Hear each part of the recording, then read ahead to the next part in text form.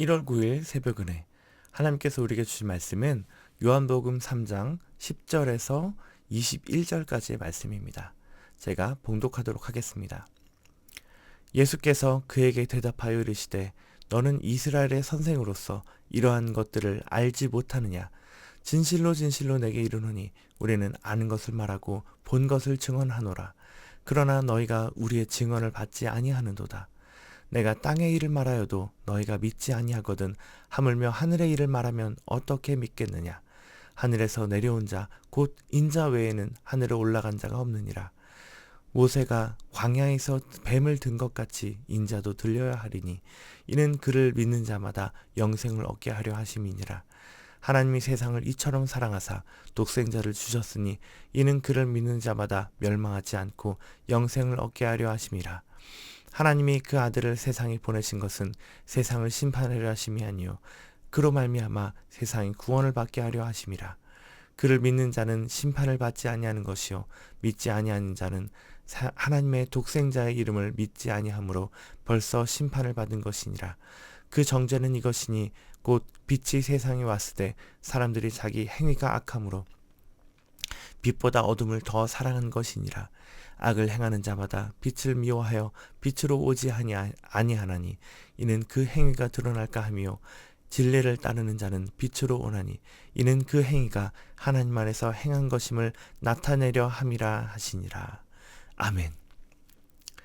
네, 오늘 주신 말씀은요. 이제 이 노뱀 사건을 통해서 예수님이 자신이 그리스도의 구속 원리가 어떻게 되는지에 대해서 설명을 해주셨고요. 그리고 하나님의 독생자를 보내신 이유와 그리고 예수님을 받아들이지 않는 사람들이 이제 받아들이지 않는 이유에 대해서 지금 설명해주고 있는 그 심판의 내용을 설명해주고 있는 내용입니다. 자, 이 말씀 안에서 하나님께서 우리에게 주신 교훈 첫 번째는요. 확증 편향을 조심하고 진리를 분별하자입니다. 예수님이 들어주신 예시에서 자, 노뱀 사건이 있는데요. 그 노뱀 사건은 이렇습니다. 자, 이스라엘 백성이 이제 하나님 말을 듣지 않았죠. 그래서 뱀에게 물렸습니다. 뱀에게 물린 사람들은 죽게 되었고 모세는 이것을 보고 백성들을 위해서 중보를 했습니다. 그래서 하나님은 노뱀을 만들어서 장대에 높이 달게 하시고 그것을 쳐다보면 살 것이라고 얘기하셨습니다.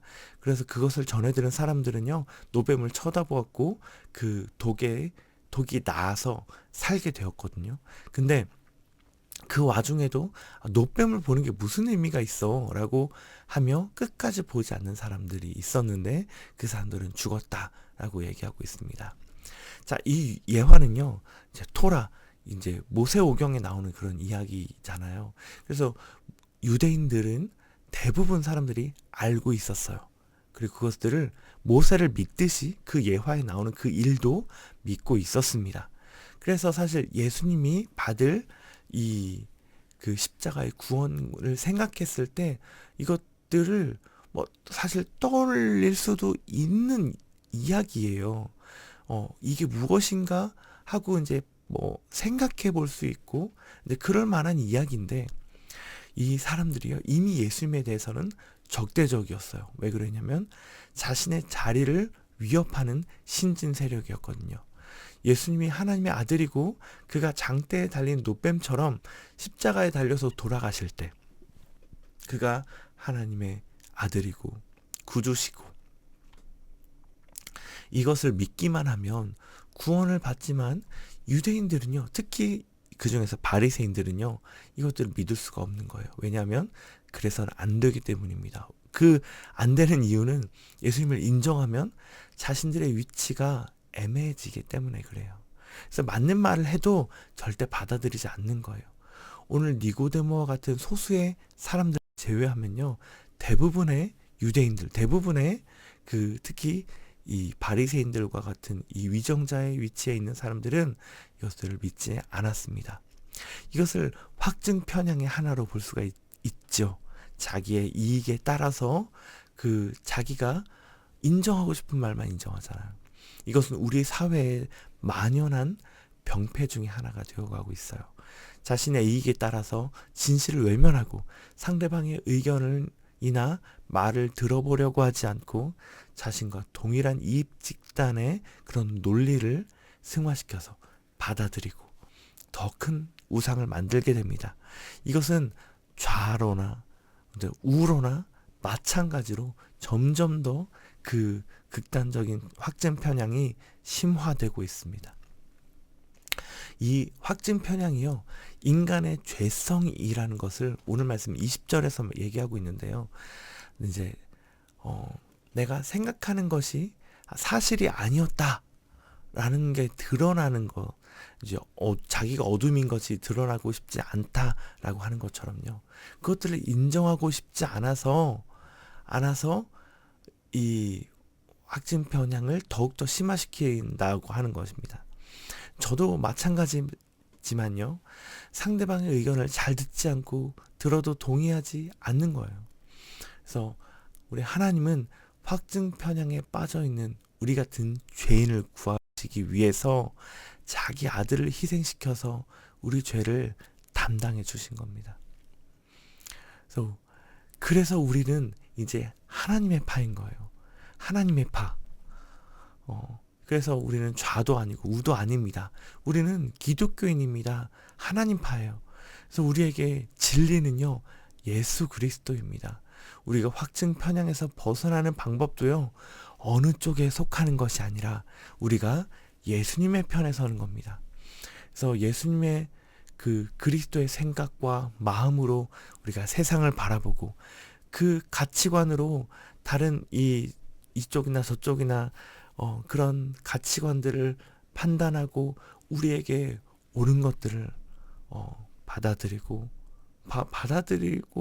또 이제 우리가 고쳐야 될 것들은 고쳐야 한다고 이렇게 세상을 위해서 우리가 기도하며 또 일어나 나아가고 그렇게 세상을 주도해가는 그런 그리스도인들이 되었으면 좋겠습니다. 그런 행복을 전하는 교회 성도님들 되시기를 간절히 바랍니다. 확증 편향을 벗어나서 예수님의 생각과 마음으로 세상을 바라보고 세상을 품고 세상을 위해서 기도하며 나아가는 우리 그리스도인들이 다 되기를 바랄게요. 자, 두 번째로 하나님께서 주시는 교훈은요, 전도의 책임론에서 벗어나자입니다. 자, 이 말이 무슨 말이냐면 전도할 때 가장 부담되는 게 뭐예요? 바로 거절받는 것에 대한 두려움 아닐까요? 그래서 오늘 19절과 20절에 사람들은 왜 빛이신 예수님을 받아들이지 않는다고 합니까? 그것은 자기의 악이 빛에 의해서 드러나니까 그것들을 이제 나의 어둠이 드러나지 않기 위해서 받아들이지 않는다라고 얘기하잖아요.